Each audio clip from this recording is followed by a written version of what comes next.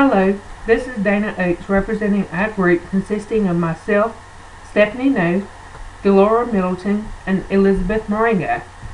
I would like to tell you about the Mexican American and type 2 diabetes. The native language of the Mexican American is Spanish. Language is a core cultural concept. As generations grow, the fluency in the language is declining. Studies show that from original immigrants of 2000, the fourth generation fluency in Spanish has declined to 36%. Political elites refer to themselves as Hispanic or white, while many scholars, academics, and activists presently position themselves as Chicano, Latino, or non-white. Mexican Americans hold tradition highly. They place high value on hierarchy when it comes to family matters, decisions, or businesses. According to the Pew Research Center tabulations of 2014, an American Community Survey, there are approximately 55.3 million Hispanics in the United States in 2014, comprising 17.3% of the total U.S. population. The left chart comprises the populations of origin, nativity, language use, and race. The right chart comprises the distribution of the Mexican American population in the top 5 states of their regions.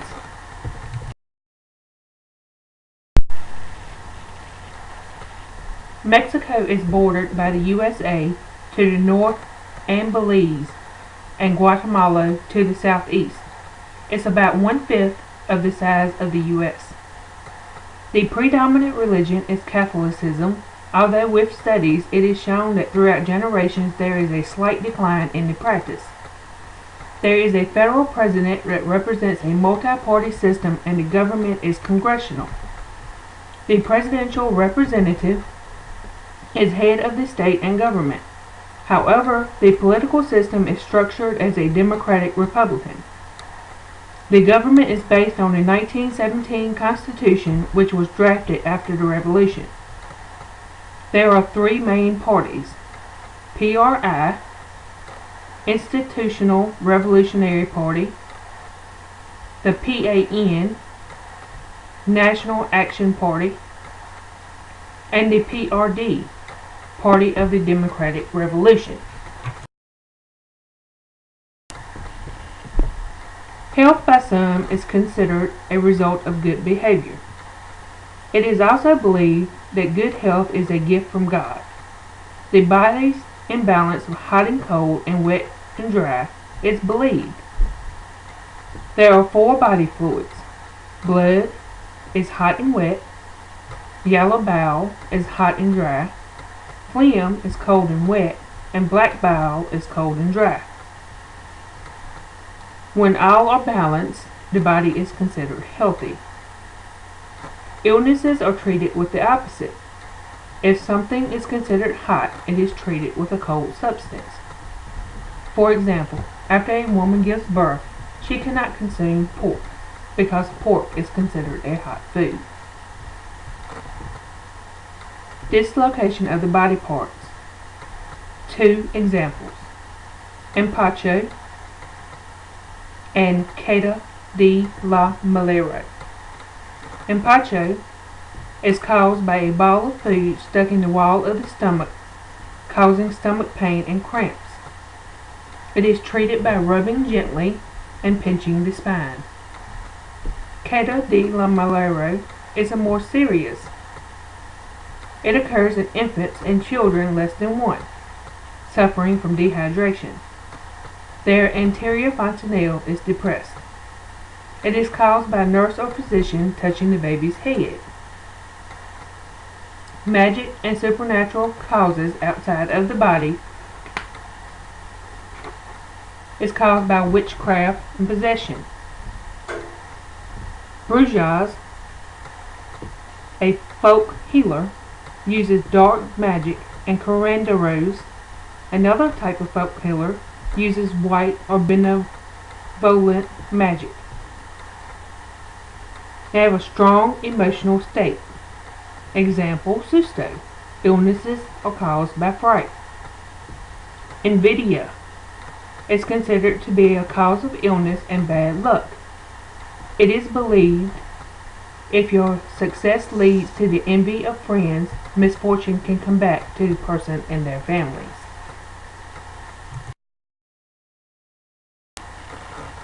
The Mexican American culture, you are expected to maintain yourself for good health.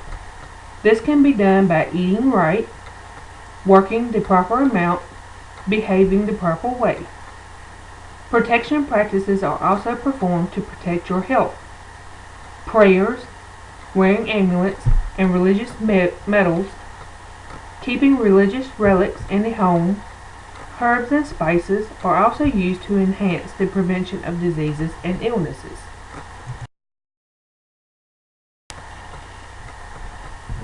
The Mexican American is present-oriented and characterized as being unable or reluctant to incorporate the future into their plans. An example of this is that some Mexican Americans will spend several years' savings on an important religious festival.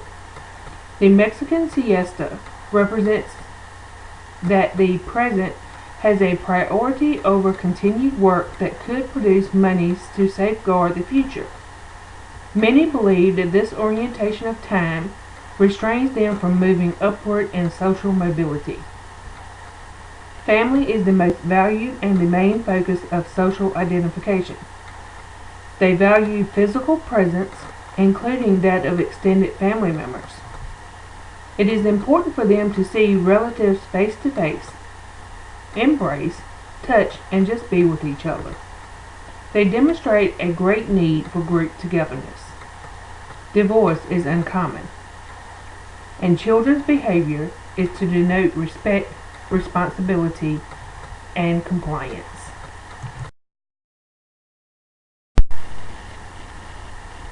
According to the Transcultural Assessment Model, there is a biologic variation both between cultural groups and within a particular cultural group, and this can include metabolism of drugs and susceptibility to diseases. The skin color of Mexican Americans can vary from a natural tan to dark brown. An individual with a lighter color skin tone is known to have a more Spanish ancestry, whereas the darker individual is known to have more Indian ancestry. It is harder to recognize conditions such as vasodilation or vasoconstriction in the darker skin client, in whom vasoconstriction and anemia are identified as ashen color rather than bluish. The Mongolian birth spots usually disappear by age 4. There are significant health disparities among Mexican Americans that have been observed. Since they are of major ethnic groups of the United States, this phenomenon cannot be overlooked. The Mexican American is susceptible to diseases such as diabetes, hypertension, pernicious anemia, communicable diseases, hepatitis C, childhood obesity, and HIV and AIDS. The Hispanic paradox looks at why immigrants have a higher life expectancy. This is that despite being generally lower than non-Hispanic whites in socioeconomic status and education, Hispanics in the United States had generally as good or better overall health than whites. This may be due to biologic or lifestyle differences, or simply that sick people may migrate to their home or origin while those immigrating to the United States tend to be well.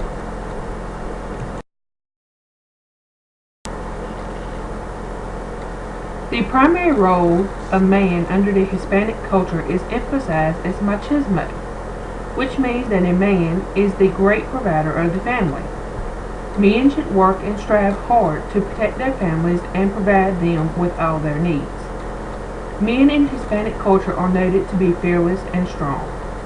On the other hand, the role of the woman is referred to as Marianismo. Their primary role is to be the loving and caring mothers. Most women under this culture are responsible, religious, and self-sacrificing. They are patient and dedicated in running the household. When talking about gender roles in the Hispanic culture, you will likely encounter the fact that mother's role is to be passive and must be willing to dedicate themselves for their families. The sons who are born under Hispanic culture are not tasked to do household chores, but are obligated to help their fathers protect the family. Daughters are to learn all the domestic tasks performed by their mothers, their aunts, and grandmothers. They are also tasked to adhere to traditional values that are reflective of Hispanic culture. All children are raised to be productive and independent individuals. Many Mexican Americans have an external locus of control, believing that external forces operate in many social and individual circumstances. Some perceive life as being under the constant influence of the divine will. They have a fatalistic belief that one is at the mercy of the environment and has little control over what happens. The Mexican American also believes that personal efforts are unlikely to influence the outcome of a situation. Thus, they do not believe that they are responsible for present or future successes or failures. This belief may precipitate feelings of hopelessness regarding the future and positive change. Data suggests that people with a belief in external control can be expected to have more distress as an outcome of this view. Use of folk medicine and folk practitioners is considered one of the most important variables leading to the underutilization of the Western medicine by the Mexican American. Within the folk medicine system, illness is viewed from a religious and social context rather than a medical and scientific perspective. Folk practitioners are the healers. Some types included are the family folk healer, the yerbero or herb healer, and the brujos or brujas, which are witches.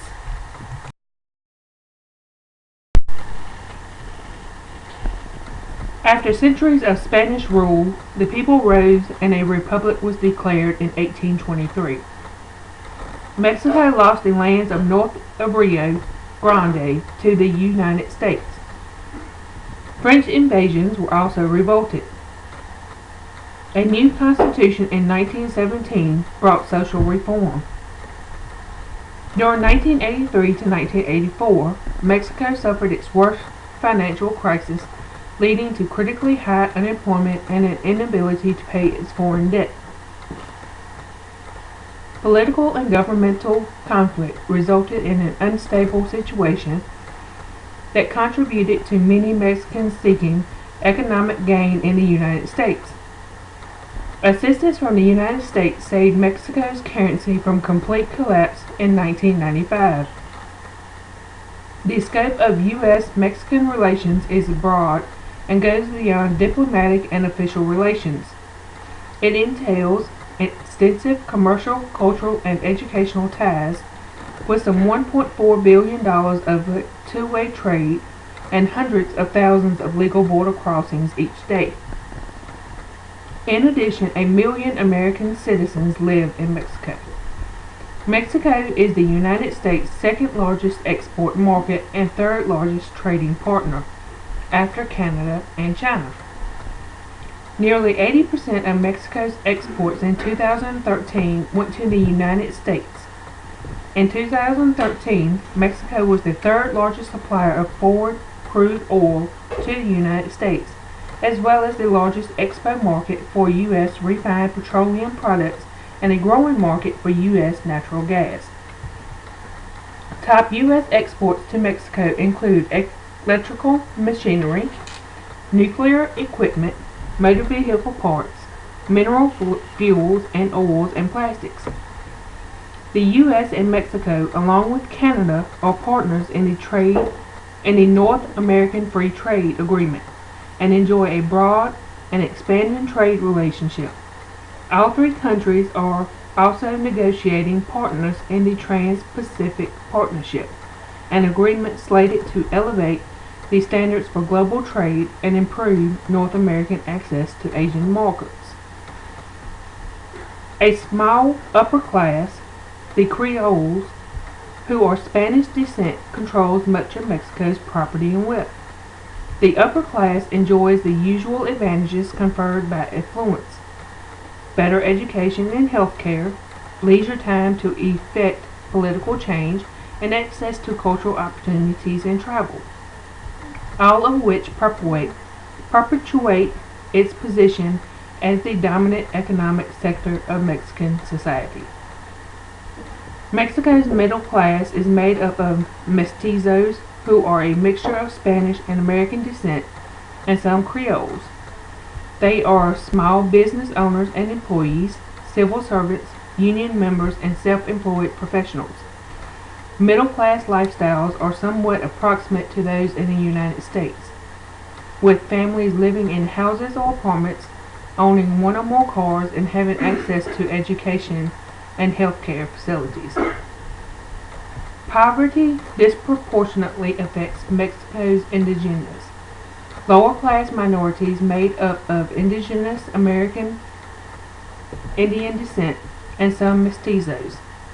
Contributing factors are Amerindians, marginalized lifestyle of subsistence farming, limited educational opportunities for non-Spanish speaking citizens, and entrenched prejudices in the wider culture which prevent upward mobility. Primary education is 6 years in length and runs from grades 1 through grade 6. Instruction is offered in primary schools that are alternatively known as colegios, typically private, or escuelas, typically public. Lower secondary education is 3 years in length and runs from grade 7 through grade 9. Upper secondary education follows lower secondary and is mandatory. It typically runs for 3 years, from grades 10 to 12. In a small number of regions, upper secondary class lasts only 2 years.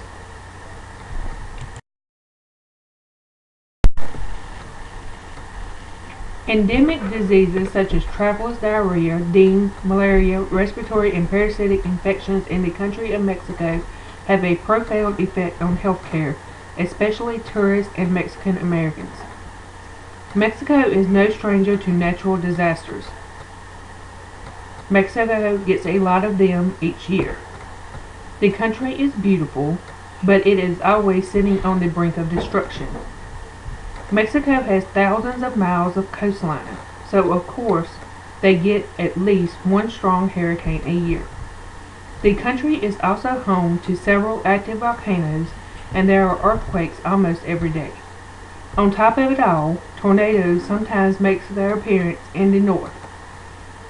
Even a record-breaking hurricane is not new for Mexico. The climate in Mexico varies according to its topography. Along the coast, on both sides of the country, it is hot and humid, unbearably so in the summer.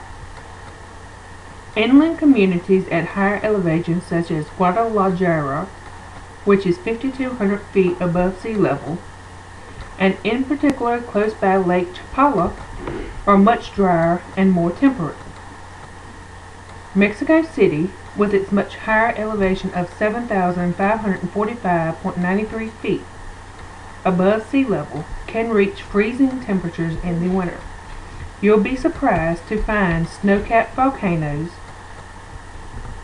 San Miguel de Allende also experiences colder winters due to its close proximity to Mexico City. Type 2 diabetes is the most common form of diabetes.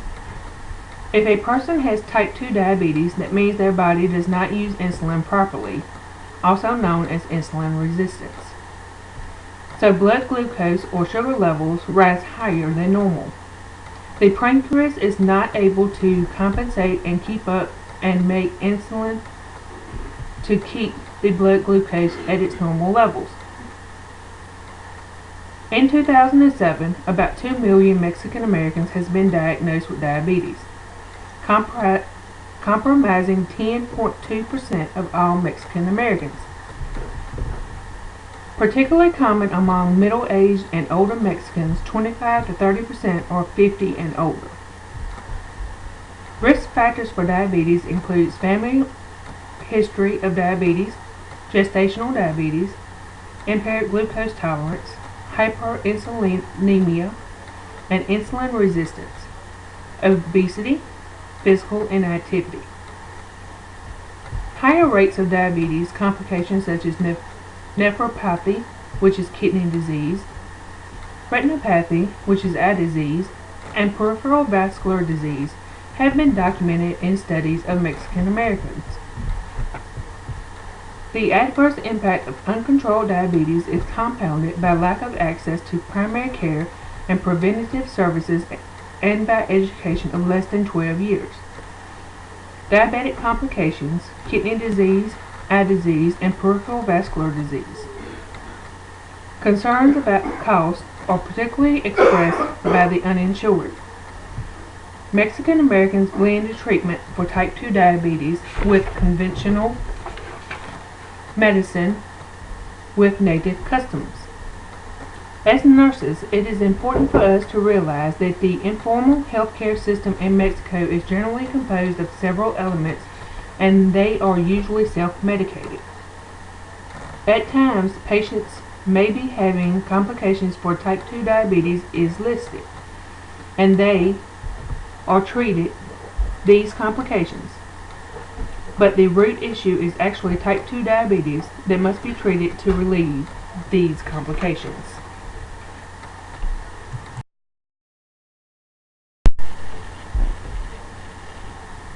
In providing healthcare education to the Mexican American, the nurse must remember to address cultural differences such as health values, ethnic care practices, family life patterns, dietary practices, presence of insurance, and unusual sources of care. It is also important to communicate the necessity of commitment by the whole family in making lifestyle changes in order to be successful. The Mexican American will self-medicate with folk medication from folk practitioners. The use of alternative therapies from Mexico are prevalent. The most common sought are herbal medicine, spiritual healing with prayer, massage, relaxation techniques, chiropractic, and visit to a folk healer.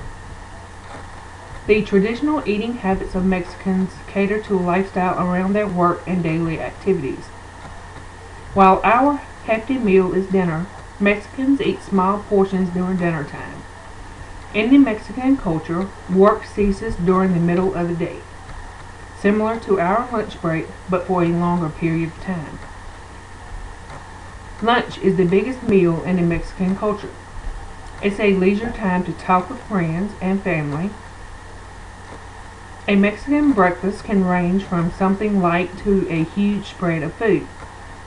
From tipping to celebrations, Mexican culture brings a different set of habits than we are accustomed to in the United States. Drinking behavior is so integrated in the Mexican culture that social functions ranging from baptisms to funerals generally include alcoholic beverages. Many Mexican Americans are not insured due to citizenship, low income, or type of work. The healers in the folk medicine system are people with whom the Mexican Americans have established relationships and with whom they can easily communicate. These healers know and can treat the folk illnesses along with the physician or nurse.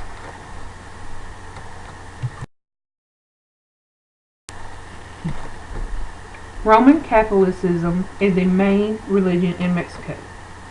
88% of the population 5 years of age and older identified themselves as Roman Catholic in the 2000 census. Protestants and evangelicals were the second largest religious group, accounting for approximately 5% of the population. Many Mexican Americans believe that their health is in God's hands a belief that may cause them not to use preventative measures or to delay seeking care for diabetes. There is nothing they can do about it, and issues like kidney complications and amputations may not be effective. The promise to God or a saint. A person may promise to donate money to a cause if they recover.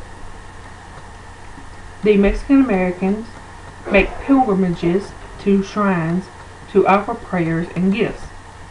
The Mexican American also does offerings of medals and candles and many offerings of prayers.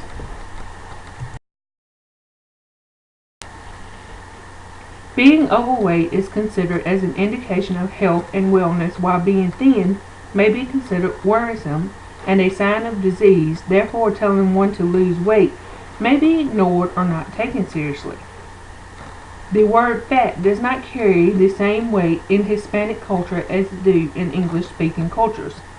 The word is also used to refer to an overweight friend without being considered insulting.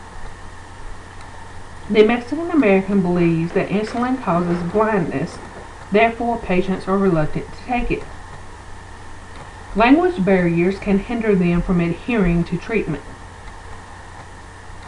The Mexican American has feelings of social isolation, and this may serve to increase personal feelings of isolation. For some, feelings of isolation, persecution, and discrimination have resulted in acute paranoid reactions and post-traumatic stress disorders.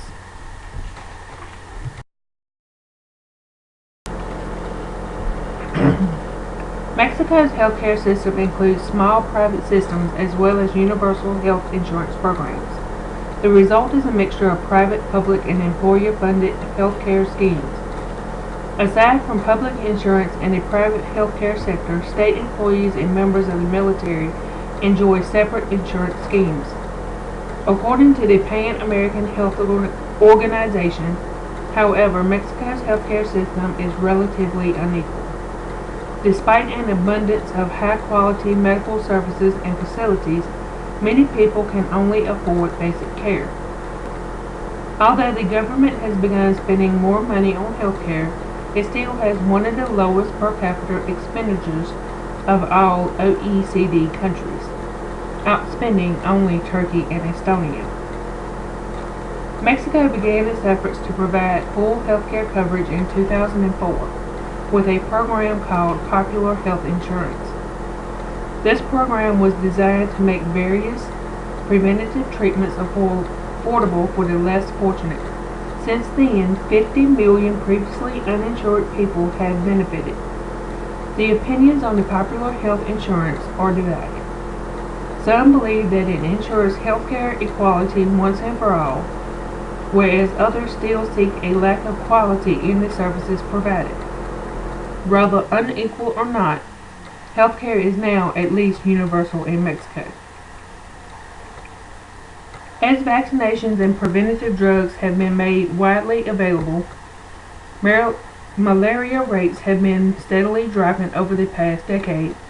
Tuberculosis mortality is also on a downward trend. Conditions have been improving, but both affiliations still present greater risk in Mexico than in most of the Western world.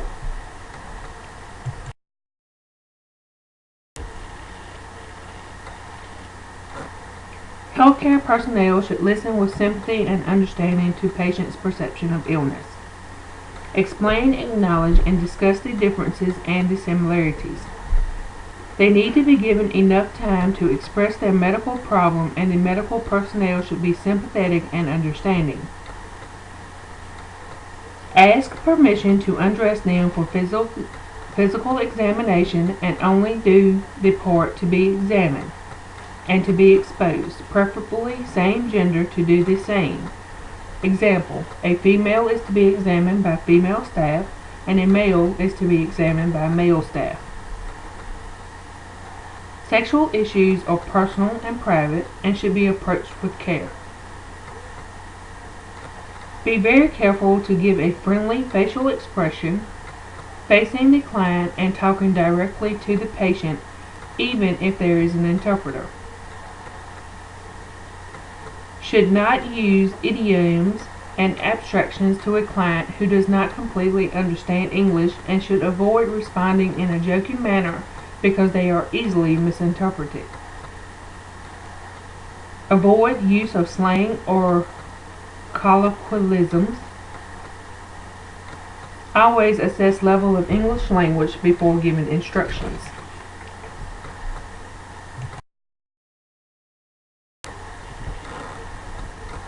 Mexico neighbors the United States. Mexicans can cross over into the United States easily. Illegal immigrants could also be carrying drugs. The collapse of oil prices in 1986 brought instability in their currency was saved from collapse by the United States. The Mexican economy is influenced by drug trafficking, by Mexican cartels who smuggle drugs to the United States. Social, economical, and political conditions in Mexico and cheap agricultural and other unskilled jobs have contributed to the movement of the Mexicans to the United States. The United States has a big problem with illegal immigrants, of which majority are from Mexico.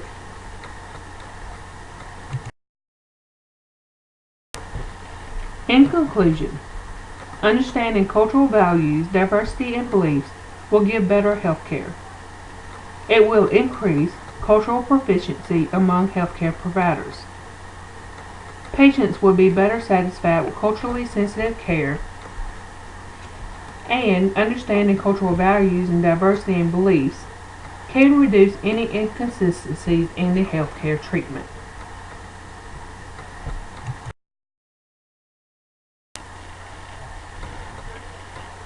References include our class textbook, Transcultural Nursing Assessment and Intervention by Geiger.